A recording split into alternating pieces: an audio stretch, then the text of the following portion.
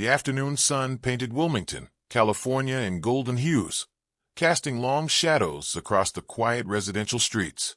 It was the kind of peaceful Sunday that made parents feel safe, letting their children walk home alone. 9-year-old Aaliyah Tyson clutched her sketch pad tightly under one arm while taking careful bites from a green apple. Her art class at the community center had run longer than usual, but she didn't mind. Miss Rivera had created something beautiful today, and Aaliyah's drawing of a blooming flower felt like her best work yet. The walk home was familiar territory, just 4 blocks through her neighborhood, past the corner store where Mr. Chin always waved, past the house with the friendly golden retriever, and straight to the green mailbox that marked her front yard. She had made this journey dozens of times before. Her father had taught her the route carefully, pointing out landmarks and safe places to go if she ever felt scared. But on this sunny afternoon, fear seemed impossible.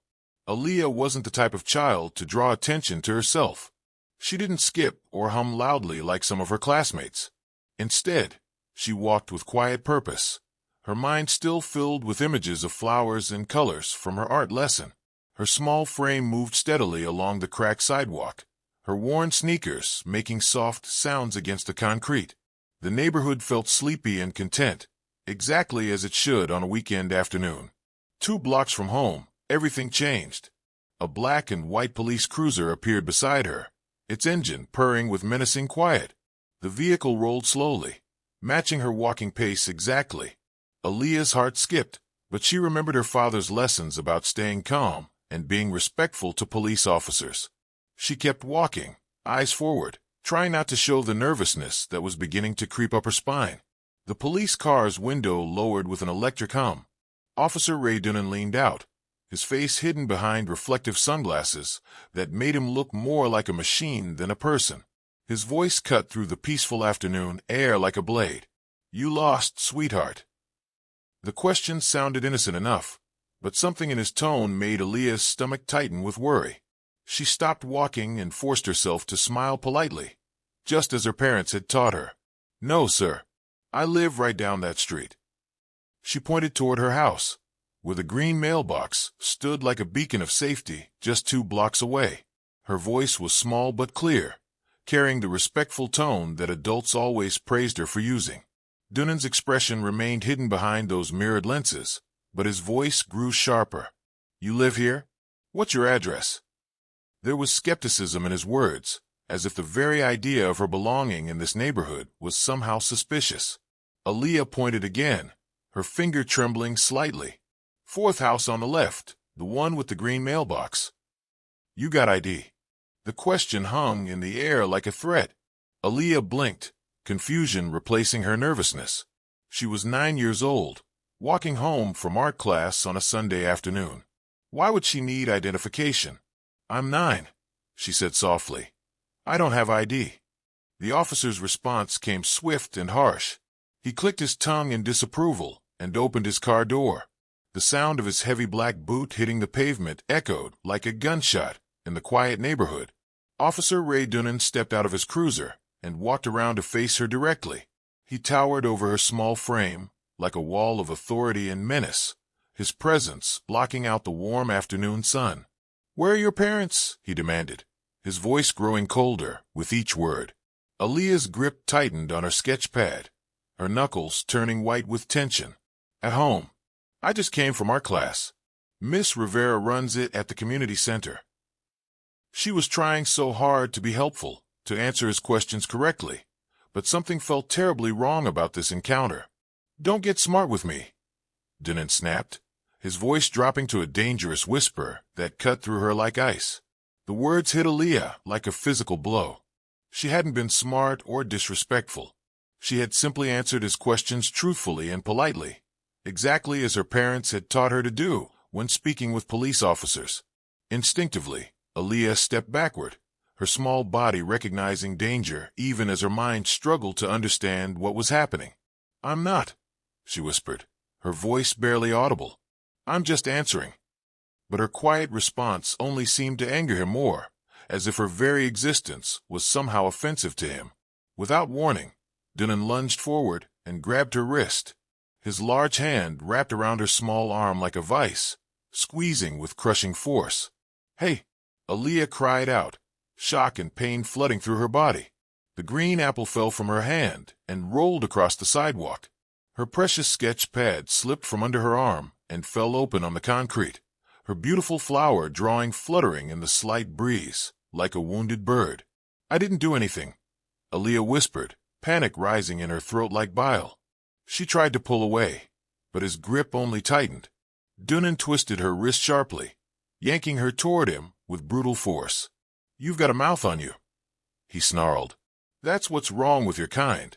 Always talking back, even when you're caught." The pain was unlike anything Aaliyah had ever experienced, shooting up her arm like lightning. But it was his words that truly terrified her. She hadn't talked back. She hadn't done anything wrong. She was just a little girl trying to get home from art class, and somehow that simple act had turned into a nightmare. The scream that tore from Aaliyah's lungs shattered the peaceful Sunday afternoon like breaking glass. Her small frame crumpled to the concrete as her left arm bent at an angle that defied nature. The snap of breaking bone echoed through the quiet neighborhood, a sound so sharp and final that it seemed to freeze time itself. Pain exploded through her body in waves, each one more intense than the last, until she could barely breathe through the agony. "I didn't do anything," she gasped between sobs, her voice breaking with pain and confusion.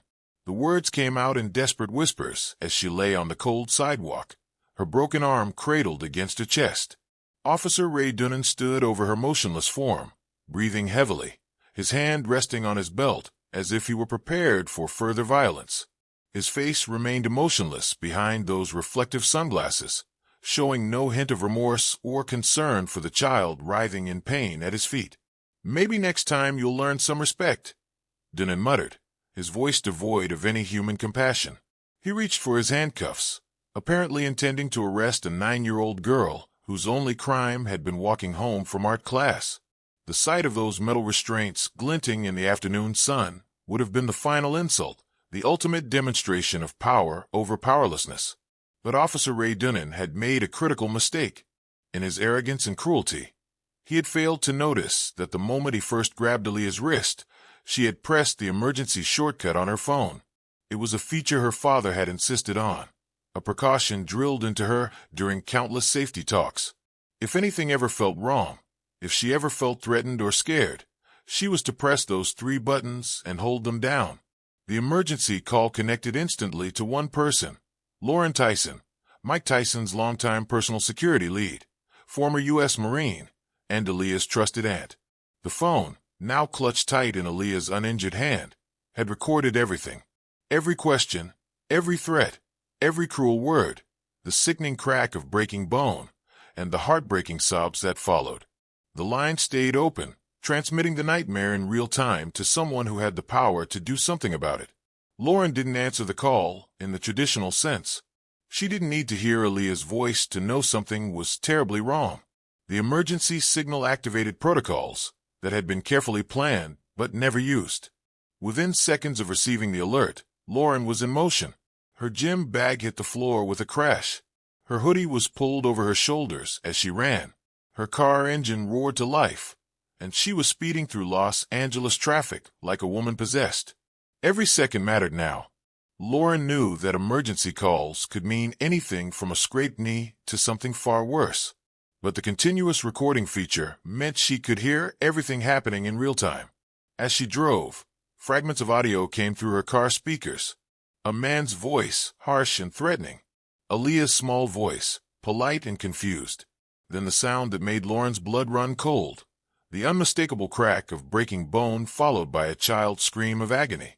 Lauren's foot pressed harder on the accelerator. Traffic lights became suggestions.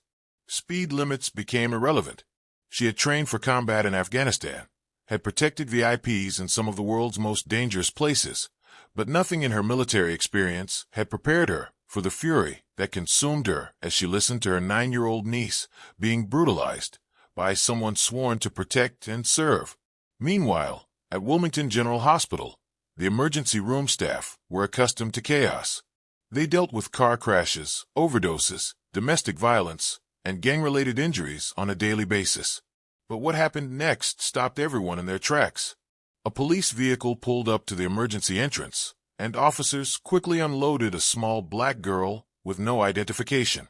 Her left arm was clearly broken, her face was streaked with tears, and she was barely conscious from pain and shock. "What happened to her?" a nurse demanded as the officers prepared to leave. Their response was chillingly casual. "Police brought her in. Said she fell." There was no incident report, no paperwork, no explanation of how a child could fall and sustain such severe injuries.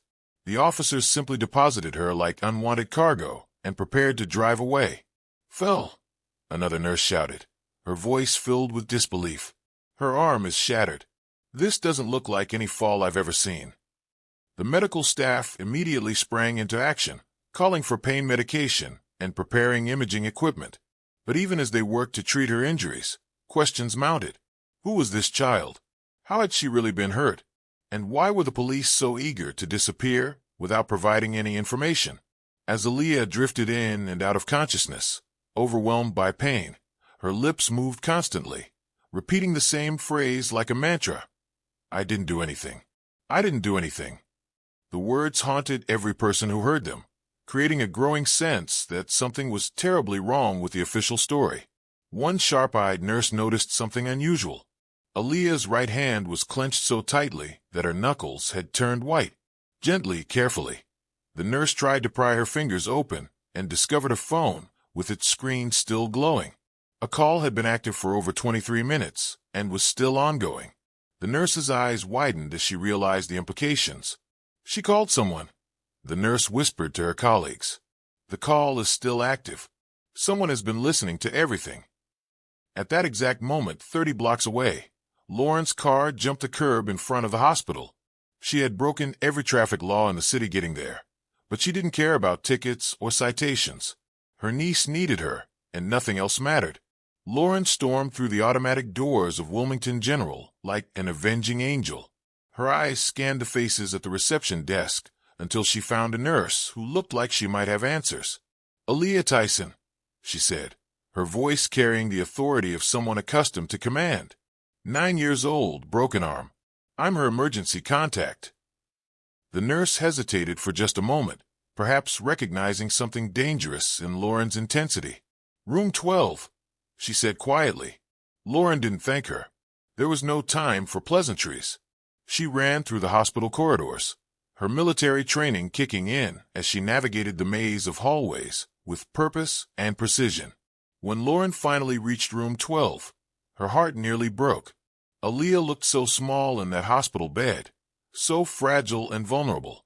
Her face was pale, her lips dry from crying, her eyes distant with pain and shock. The temporary brace on her arm looked enormous against her tiny frame, a stark reminder of the violence that had been inflicted upon her. "Auntie," Aaliyah whispered when she saw Lauren, and those simple words carried more pain than any scream could have conveyed. Lauren knelt beside the hospital bed, taking Aaliyah's small hand in both of hers. "I'm here, baby girl. I'm here," she whispered, her voice gentle despite the storm of rage building inside her chest. Aaliyah's eyes filled with fresh tears as the trauma of the afternoon finally found release in the presence of someone she trusted completely. "He grabbed me," Aaliyah sobbed, her words coming between gasps of pain and fear. "I told him my name. I told him who my daddy is, and he laughed." The words hit Lauren like physical blows. She had expected resistance, maybe even aggression from a police officer who didn't recognize Aaliyah. But what she heard next changed everything. "I told him I'm Mike Tyson's daughter," Aaliyah continued through her tears, "and he laughed at me." Lauren's blood went cold. This wasn't a case of mistaken identity or an officer acting out of ignorance. This was something far worse. Officer Ray Dunnan had known exactly who Aaliyah was, and he had chosen to hurt her anyway. This wasn't fear or confusion driving his actions. This was deliberate cruelty, targeted and intentional. Lauren stood slowly, her jaw tightening with deadly resolve. She pulled out her phone and accessed the emergency recording that had captured every moment of the attack. Her finger hovered over the play button for just a moment before she tapped it, allowing the nightmare to fill the hospital room once again. Aaliyah's voice echoed from the speakers, young and innocent. "Please stop. That hurts. I didn't do anything. Then came the sickening crack of breaking bone, followed by her scream of agony. The sounds were even more horrific hearing them again, knowing now that they represented not just an attack on a child, but a calculated act of violence against someone whose only crime was being born into a family that someone resented. A doctor standing in the doorway stopped dead in his tracks. A nurse's hand flew to cover her mouth in shock. A paramedic turned his face away, unable to listen to the brutality. The recording played on, capturing Officer Dunnan's cruel words, his complete lack of concern for Aaliyah's pain, his casual dismissal of her suffering. "My God," someone whispered in the hallway. "Do we know who did this?" asked another voice. Lauren's eyes were like steel as she looked up from her phone. "I'm about to find out," she said with quiet intensity. She walked out of the room and into what would become a war between justice and corruption, between a child's truth and institutional power. Lauren's first call was to someone she trusted implicitly. Sergeant Linda Brooks, Internal Affairs, came the professional voice on the other end of the line. "It's Lauren Tyson," she said without preamble. "I need a favor, and I need it now." There was a pause. Then Linda's voice carried new urgency. "What happened?" "A cop broke a 9-year-old girl's arm, didn't log the stop, didn't report the injury, and dumped her at the ER like garbage," Lauren said, her words clipped and precise. Then she delivered the information that would transform this from a local incident into a national crisis. "And Linda, she's Mike's daughter." The silence on the other end of the line spoke volumes.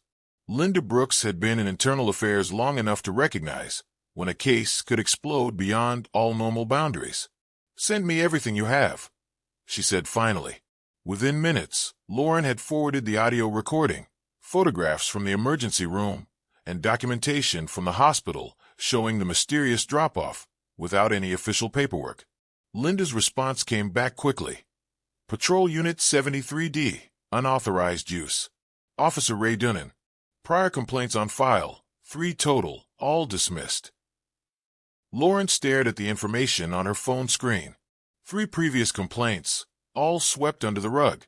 How many other children had suffered at his hands? How many other families had been ignored when they tried to seek justice? She took a screenshot of Dunnan's personnel file and studied his photograph. Same reflective sunglasses, same arrogant expression. He hadn't even tried to disguise himself or hide his identity. His confidence in the system's protection had been absolute. He had believed, with good reason based on his history, that he was untouchable. But Lauren knew something that Officer Ray Dunnan was about to learn the hard way.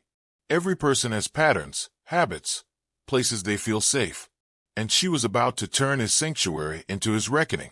Lauren didn't tell Mike about her next move. She didn't call the press or notify other family members. This was something she needed to handle personally, face to face, human to human. She climbed into her car and drove across town to Benny's Grill, a dive restaurant where cops traditionally gathered after their shifts to complain about their jobs and feel superior to the people they were supposed to serve. The parking lot was half empty, typical for a Sunday evening. Inside, the atmosphere was casual and relaxed. People laughed over comfort food and sweet tea, completely unaware that their peaceful evening was about to be shattered by the collision of justice and accountability. Lauren parked across the street and waited. Her patience was rewarded 15 minutes later when Officer Ray Dunnan swaggered out of his patrol car. He had changed out of his uniform into civilian clothes, but he still wore those same reflective sunglasses like a badge of invincibility. He walked through the front door of Benny's Grill with the casual confidence of a man who believed he had gotten away with breaking a child's arm. Lauren took a deep breath, got out of her car, and walked across the street. Her boots clicked against the asphalt with steady rhythm, each step bringing her closer to a confrontation that would change everything. She pushed open the door of the restaurant, and the small bell above it chimed softly, announcing her arrival. Eyes turned toward her as she entered, some curious, others dismissive. Officer Dunnan looked up from his menu with the same arrogant expression he had worn while towering over Aaliyah on the sidewalk. "You lost, ma'am?" he asked, not recognizing the woman whose life he had just turned upside down. Lauren didn't speak.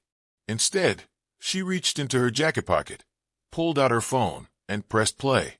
The restaurant went silent as Aaliyah's voice filled the air. "Please stop. That hurts. I didn't do anything."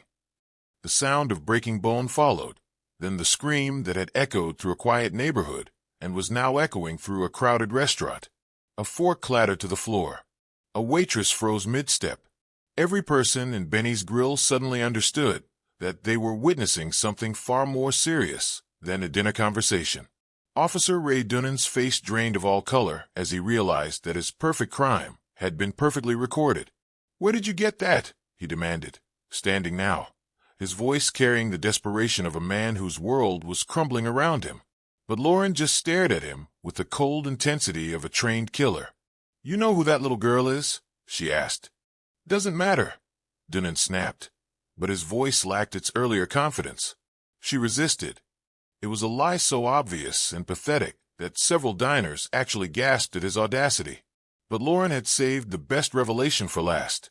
"She's Mike Tyson's daughter," Lauren said, her voice carrying across the now silent restaurant like a death sentence. "And I'm Lauren Tyson."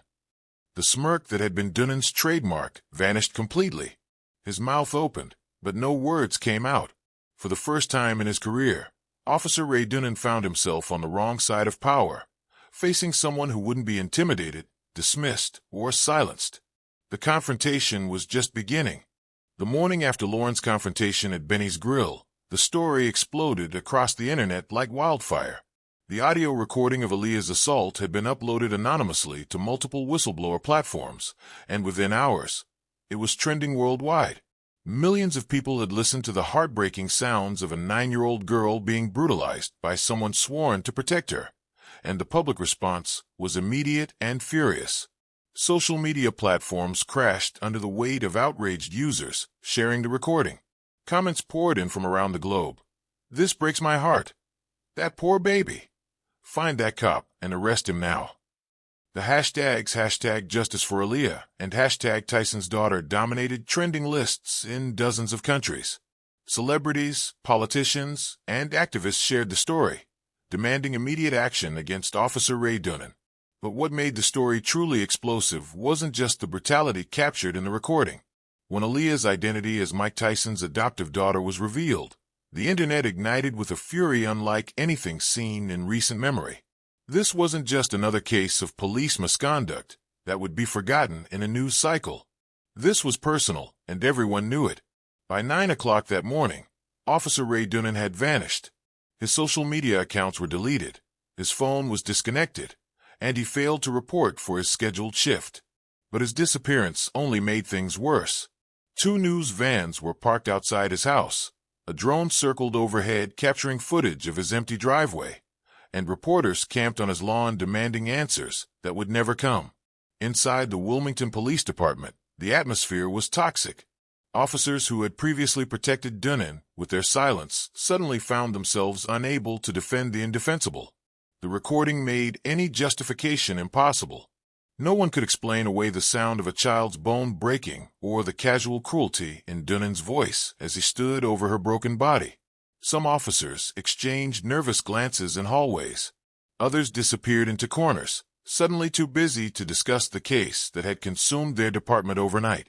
The thin blue line that typically protected bad cops from consequences had crumbled in the face of overwhelming evidence and public outrage.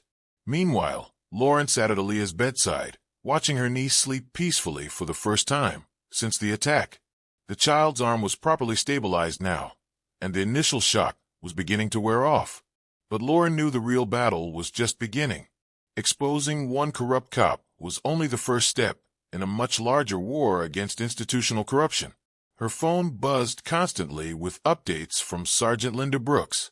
"Media requests are overwhelming our switchboard," Linda reported.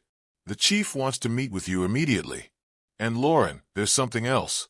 We've had 6 other families come forward with similar stories about Dunnan. Similar pattern, similar victims, all previously dismissed." Lauren's jaw tightened. 6 other families had tried to seek justice and been ignored. 6 other children had potentially suffered at Dunnan's hands while the system protected him. The scope of the cover-up was becoming clear, and it reached far beyond one racist cop with a badge. As public pressure mounted, the system began to fight back in predictable ways. At 6 o'clock the next morning, Lauren stepped outside for her regular run. She barely made it to the sidewalk when a gray, unmarked sedan screeched to a stop beside her. 3 men in plain clothes jumped out, badges flashing in the morning light. Lauren Tyson. One of them barked, his voice carrying official authority. You are under temporary detainment for obstruction of justice and aggravated assault on a peace officer. Before Lauren could speak, they grabbed her arms and yanked them behind her back, snapping handcuffs with practiced efficiency. No Miranda rights were read. No attorney was offered. No explanation was given beyond the obviously fabricated charges. Neighbors began emerging from their houses, phones appearing in hands as people realized they were witnessing something significant. A woman's voice carried across the street. That's her. That's the one who helped that little girl. Someone started filming. Within minutes, footage of Lauren's arrest was trending on social media platforms. The optics were terrible for the police department. A decorated military veteran and protective aunt being dragged away in handcuffs for the crime of seeking justice for an injured child. By 7 o'clock that morning, Mike Tyson was in the middle of a business call when Sergeant Linda Brooks contacted him with news of the arrest. You didn't warn her, Mike growled, his famous voice carrying a dangerous edge. I didn't know, Linda replied quickly. They bypassed all normal channels. This is pure retaliation, Mike. I swear I had no advance knowledge. Mike's response was simple and terrifying. I want every name involved. Every badge number, every signature, every address of everyone who approved this. Then he hung up and began making the kind of phone calls that only someone with his resources and connections could make. Lauren found herself in a concrete holding cell, facing a clipboard with a typed statement demanding she cease all involvement in ongoing investigations of law enforcement misconduct. She read it once, then tore it in half, and dropped the pieces on the floor. You think I'm scared of paper? She muttered to the man in a cheap blazer watching her through the glass. You're making noise this department doesn't want, he sneered. Lauren raised an eyebrow and smiled coldly. Good. At exactly 8:02 that morning, the cell door swung open. Mike Tyson walked in, flanked by 2 high-powered attorneys, a federal agent from the Department of Civil Rights, and a cameraman documenting every moment. Mike didn't say a word. He simply handed a flash drive to the federal agent containing surveillance footage of Lauren's unlawful arrest, dashcam video from the confrontation at Benny's Grill, medical credentials confirming Lauren's emergency responder status, and legal documentation proving her right to intervene on behalf of Aaliyah. The federal agent reviewed the materials quickly and nodded once. She's leaving with us, he announced. Lauren stood slowly, her wrists red from the handcuffs, her eyes blazing with controlled fury. Outside, a crowd had gathered. Reporters, protesters, and even a city council member had assembled to witness her release. Mike took the microphone that was thrust toward him and delivered a statement that would be replayed on news programs for weeks. They tried to silence the woman who protected my daughter. Now they're going to learn what happens when you come after my family twice. That evening, Lauren and Mike held a town hall meeting at the local high school gymnasium. 600 people showed up, filling every seat and lining the walls. Parents, teachers, nurses, retired officers, and dozens of survivors of similar police abuse came forward to share their stories, many speaking publicly for the first time. A trembling mother stepped up to the microphone. My son was thrown face first into a squad car because he looked like someone. No apology, no incident report, no consequences. A teenage boy raised his phone to show a photo. This is my brother after a routine stop. He was 14 years old. Most shocking of all was when a retired police officer, his badge still visible in his wallet, took the microphone. I tried to report my partner 3 times for excessive force. Internal Affairs told me to retire quietly or face retaliation myself. Each testimony was like opening a wound that had been festering for years. Lauren stood at the center of it all, listening, absorbing every story, making silent promises. When she finally spoke, her words carried the weight of absolute commitment. We're building a case. And when we're finished, every name, every badge number, every file they try to seal will be made public." That night, they launched TysonJustice.org, a website dedicated to collecting and verifying reports of police misconduct. By sunrise, it had received over 18,000 verified submissions from across the country. The movement that had started with one broken little girl's arm was growing into something unstoppable. The next morning brought the first major victory. The chief of police in Wilmington resigned in disgrace. 3 additional officers were placed on administrative leave, pending investigation. The district attorney announced the reopening of 10 previously closed cases, all connected to Officer Ray Dunan's pattern of abuse. In her quiet hospital room, Aaliyah sat up in bed with a tablet, reading headlines aloud to herself. Tyson's daughter sparks national police reform. Anonymous audio recording shakes law enforcement. Justice for Aaliyah movement gains momentum nationwide. She looked up at Lauren, who had stopped by for a visit between meetings with federal investigators. "Do you think other kids will be safe now?" Aaliyah asked with the wisdom of someone far older than her years.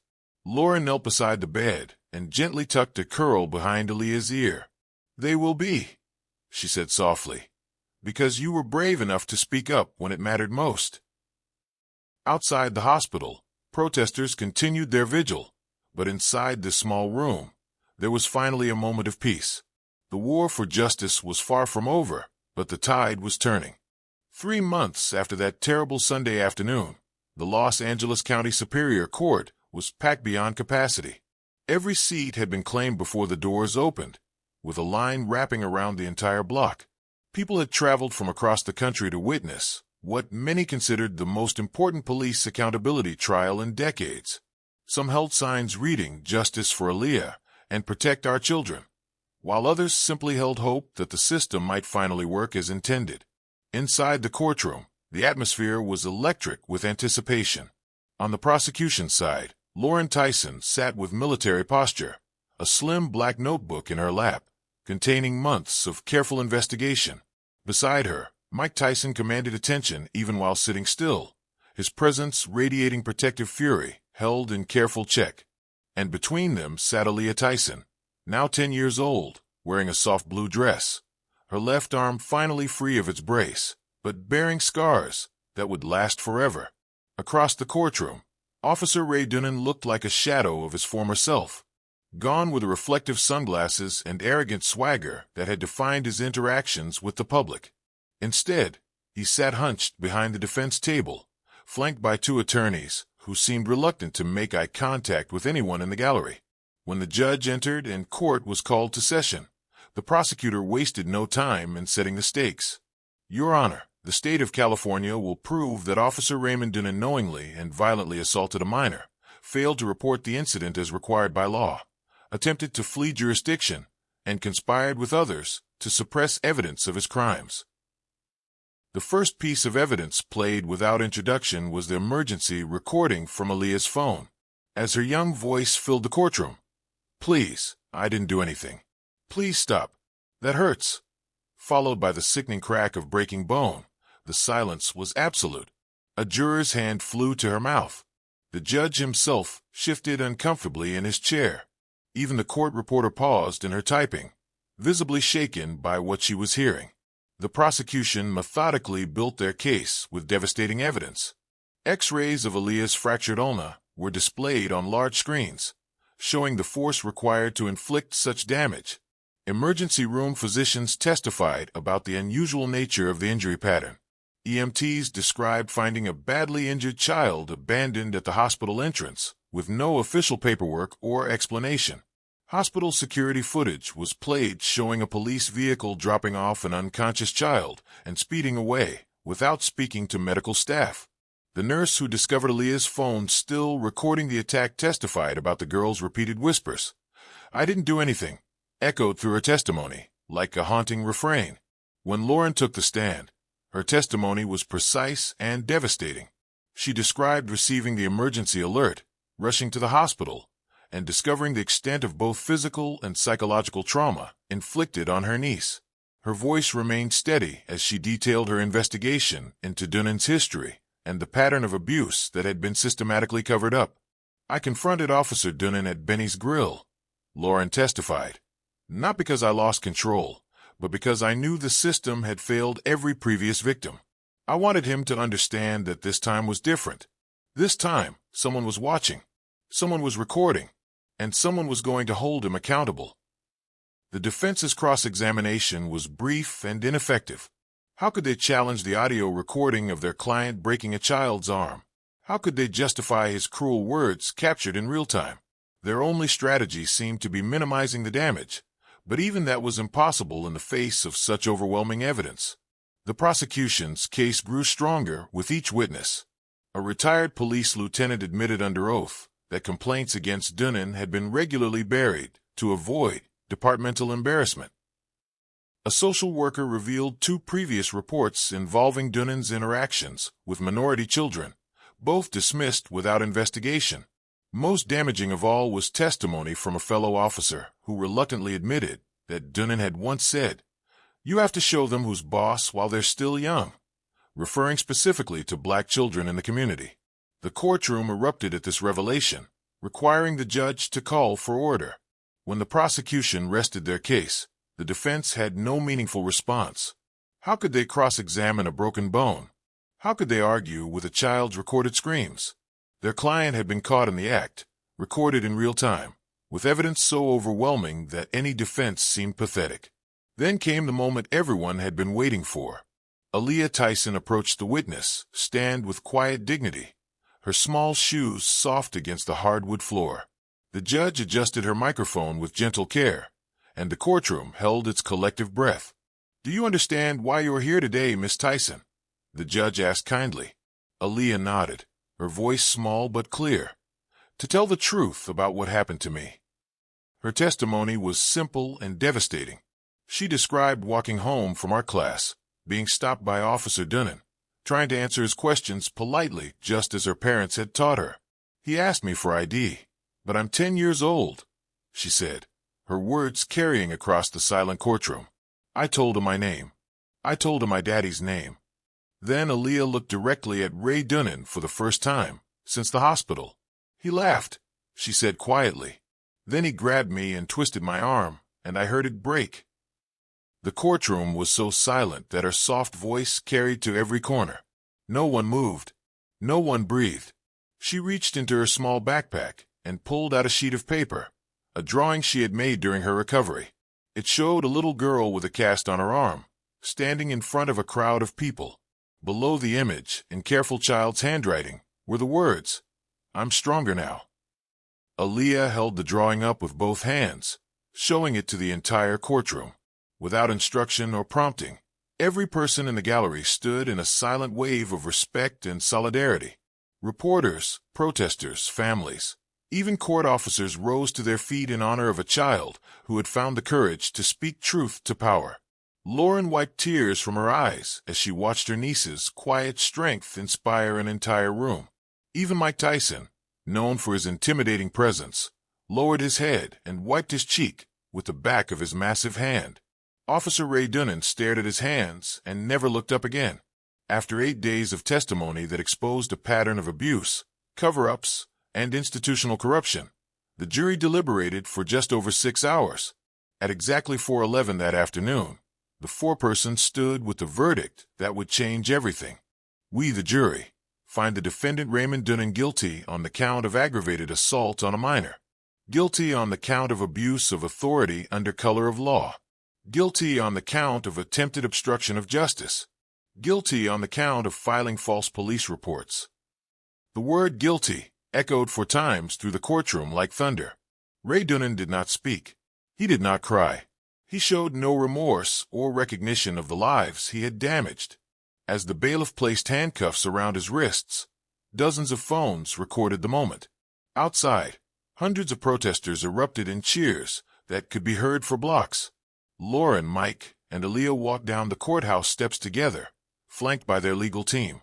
Reporters screamed questions and cameras flashed, but they moved with quiet dignity until one voice called out above the chaos. "Mr. Tyson, what happens now?" Mike paused and turned to face the crowd. His response would be quoted in newspapers around the world. "We build something that doesn't need a Tyson name to be heard. We build something that protects every child, not just ours." 3 weeks later, the Tysons weren't celebrating their victory.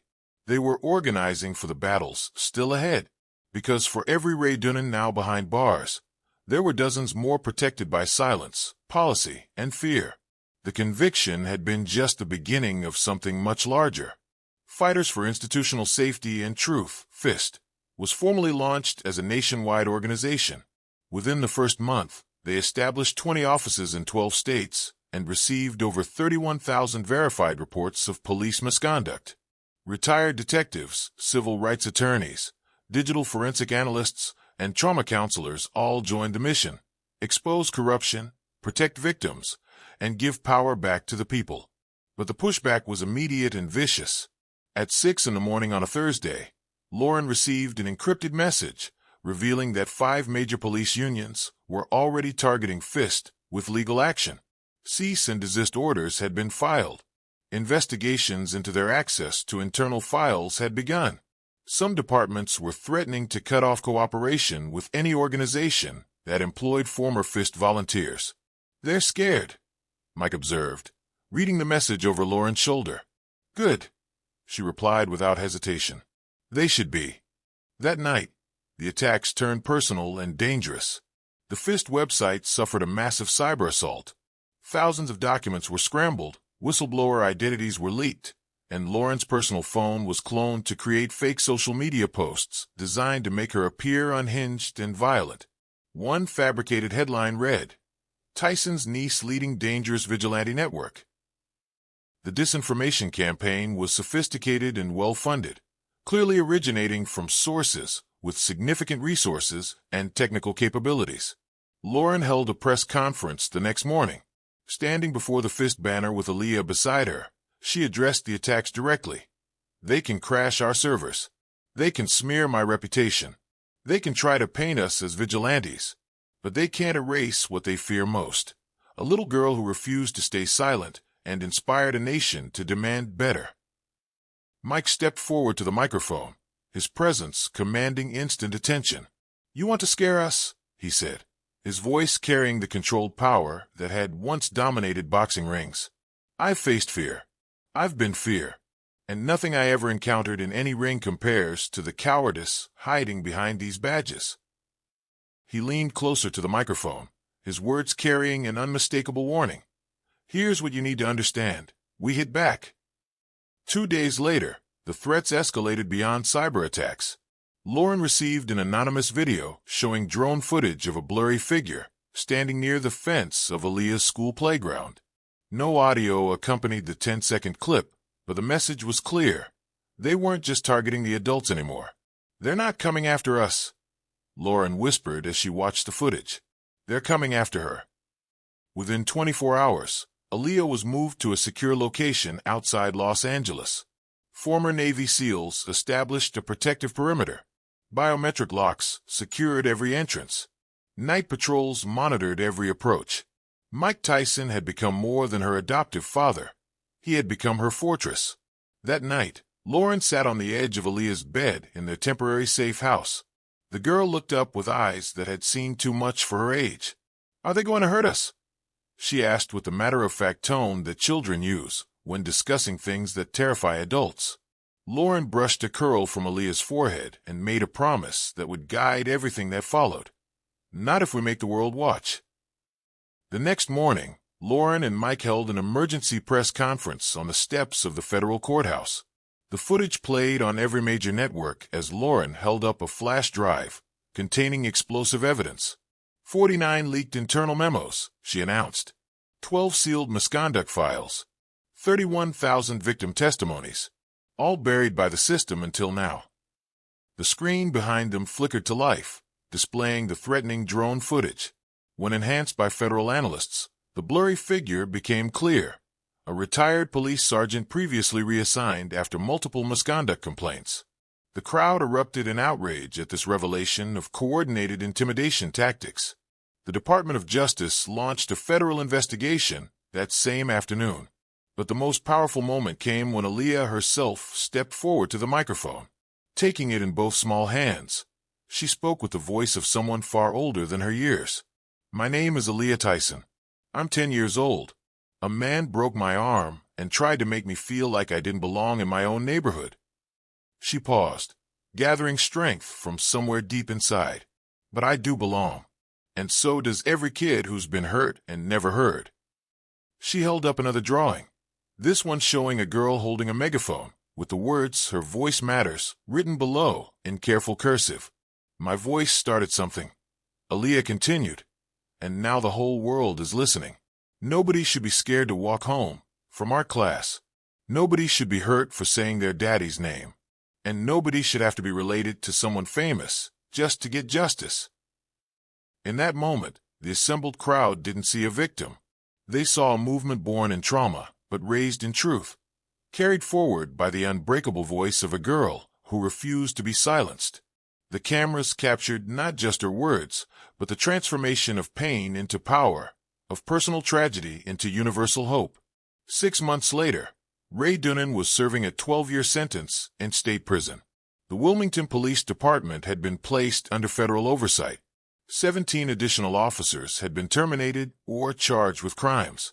FIST had grown into a national organization with over 200,000 active members and had successfully prosecuted 43 cases of police misconduct. But perhaps the most important change was the simplest one. Children across the country now knew they had a voice that mattered. Parents knew their concerns would be taken seriously. And corrupt officers knew they were being watched by more than just their victims. They were being watched by an entire nation that had heard a little girl scream and decided that enough was enough. Aaliyah Tyson had walked home from art class on a quiet Sunday afternoon and changed the world.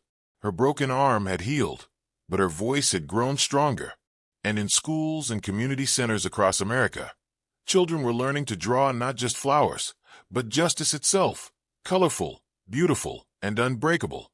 The movement that began with one emergency phone call had become something unstoppable. The absolute refusal to let cruelty hide behind authority, to let silence protect the guilty, or to let any child walk home afraid. Aaliyah had shown the world that even the smallest voice, when amplified by courage and supported by love, could shatter systems that had seemed unbreakable. Her story proved that sometimes the most powerful weapon against injustice isn't violence or anger. It's a 10-year-old girl with a microphone, a drawing pad, and the unshakable belief that everyone deserves to be safe walking home.